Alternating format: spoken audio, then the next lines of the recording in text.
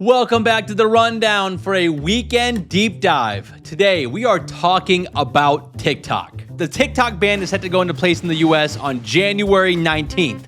Or is it? See, there's a lot of confusion around the ban. So in today's episode, we dive deep into the TikTok ban. We tell you why the app is being banned in the first place, the impacts that it'll have on the economy, the winners and losers of this ban, and how Donald Trump might save TikTok and use it as a negotiation pawn with China. There's a lot to unpack here, so let's get into it.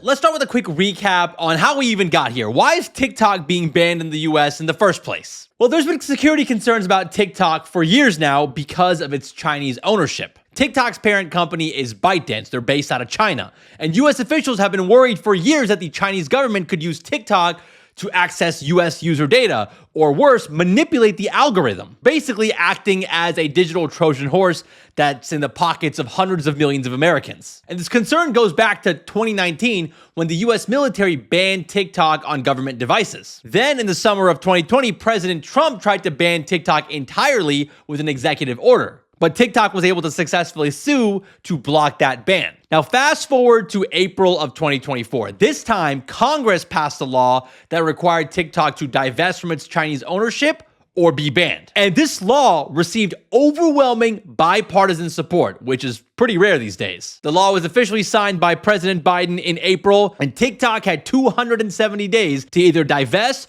or face a ban. But just like the first time TikTok faced a ban with Trump's executive order in 2020, they sued to block this ban. The company argued that this ban violated their free speech rights. But unlike the first time, they weren't successful in court. It went all the way up to the Supreme Court, and the Supreme Court ruled on Friday, January 17th, in a unanimous decision to uphold the law that banned TikTok. So that means the TikTok ban officially goes into place on January 19th. But maybe not, because there's still a lot of confusion and uncertainty of TikTok's future in the US. Now, we're going to talk about some scenarios that might save TikTok in the US. But let's first talk about the economic impact and winners and losers if a TikTok ban actually happens. Because if TikTok does disappear permanently, and that's still a big if, it's going to leave a massive hole in the social media space. TikTok has over 170 million US users, and millions of creators, musicians, and small businesses rely on it. TikTok is the forefront of culture now, especially for young people. According to Pew Research, a majority of people under the age of 30 say they use TikTok. So if TikTok disappears, the economic impact of that will be significant. There are tons of small businesses that rely on TikTok for customers. It's going to have an impact on the music industry. TikTok has become the discovery platform for new artists and musicians, and not to mention the millions of content creators that relied on TikTok to earn a living. If you add all that up, it's a pretty significant impact. According to an Oxford economics study, a TikTok ban could result in $24 billion in loss to the US GDP and in a loss of over 224,000 jobs. But there are going to be some winners, specifically Meta and Google. Meta has Instagram Reels and YouTube has YouTube Shorts. These platforms have been around for years now as an alternative to TikTok, and they'll be ready to capture the attention of TikTok refugees, and if the audience comes, the ad dollars will follow. To put some numbers to this, TikTok was projected to generate $12.6 billion in 2025. But if TikTok is out of the picture, roughly half of that money will now have a new home. Research firm eMarketer says that Instagram will be the biggest winner, grabbing 22% of the highly coveted US ad dollar. And meanwhile, Wall Street's MoffettNathanson predicts that Meta's revenues could get a 3 to 5% boost, and YouTube's ads earnings could increase by 10 to 15%. So that's a pretty significant bump for a company that size. I think the most likely winner is going to be Instagram. Instagram Reels is the closest thing we have to TikTok. And I don't think people realize how massive Instagram already is. In fact, Instagram is expected to make up more than half of Meta's US revenues in 2025. And if you break down Instagram's business, the majority of the revenue comes from ads on stories or in the feed. But if Reels becomes more popular, that could be a huge boost to Instagram's revenue moving forward. And I don't want to discount YouTube here, okay? YouTube is already a juggernaut. Every creator wants to be a YouTuber. Morgan Stanley estimates that every 10% of TikTok's audience time that shifts to YouTube Shorts could mean a $750 million revenue boost. I just don't think that the YouTube Shorts algorithm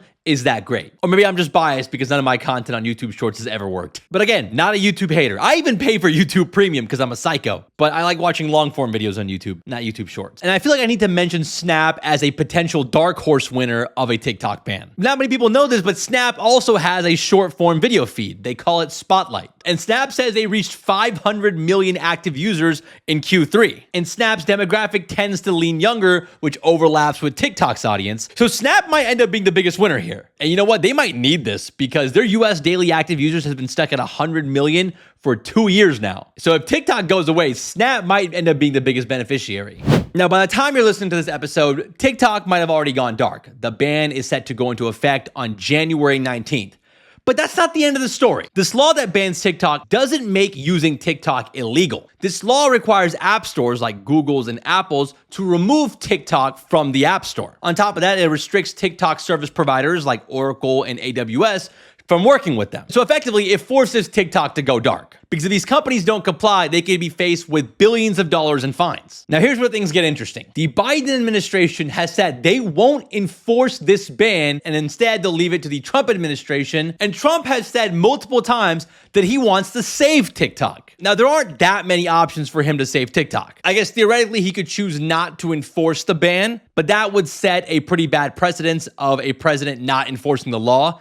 And I don't think anybody really wants that. What's more likely is that Trump extends the deadline of the ban to allow TikTok to find some sort of divestiture that meets the requirements of the law. There are some stipulations in the current law that allows the president to extend the deadline by 90 days if TikTok is working towards a divestiture. In fact, Trump has come out and said that he does indeed plan to grant TikTok a 90-day extension once he becomes president on Monday. So TikTok might go dark for a day or two until Trump becomes president and then officially signs the extension. But that's just kicking the can down the road. Because per the law, TikTok still has to divest or face a ban. And what makes this complicated is that TikTok's parent company, ByteDance, has said multiple times they don't plan to sell TikTok. And even if they wanted to, selling TikTok's algorithm, which is TikTok's secret sauce, would require permission from the Chinese government. And who knows if they end up giving that permission. As far as how to value TikTok, Wall Street analyst Dan Ives says the US operations without the algorithm could still fetch between $40 to $50 billion in a buyout. So it's a lot of money. Now, a lot of people are saying that Trump is probably using TikTok as a bargaining chip for a broader negotiation with China. By holding the ban over ByteDance's head, he might push for concessions on a trade or intellectual property or even stricter rules around how Chinese companies operate in the US. I mean, in a classic Trump fashion, this could all be part of a larger game of 4D chess. So there's still a lot of uncertainty on what will ultimately happen to TikTok. And with Trump's involvement, there's a whole new layer of chaos on an already messy situation. Now, I do want to point out, TikTok CEO Shou Chew will be at Trump's inauguration on Monday. So maybe they'll talk about the future of TikTok after Trump gets sworn in at the Capitol. So that is the deep dive on the TikTok ban. There's still a lot of moving pieces, and this could play out in many ways. But I just wanted to take a second to talk about my personal experience with TikTok, because I owe a lot to that app. It kind of changed my life. I first started posting on TikTok more than 5 years ago. I started posting silly videos about business and finance, and that opened up so many opportunities for me. And because of TikTok, I get to talk about the stock market on this podcast today and do a lot of other cool stuff. So I'll always be grateful for TikTok, and if it does get permanently banned, I'm gonna be pretty sad. Well, that's it for today's deep dive. Hope you guys enjoyed today's show. If you did and you have like 15 seconds, consider giving us a 5-star rating on Apple, on Spotify. Check us out on YouTube. We also have an Instagram account where we post a ton of clips of this podcast. So go check us out there. All that engagement really does help us out, and it helps other people find the show. Thank you guys so much for listening. Shout out to Mike and the incredible team at Public for all the work behind the scenes. And we'll see you guys back here on Tuesday.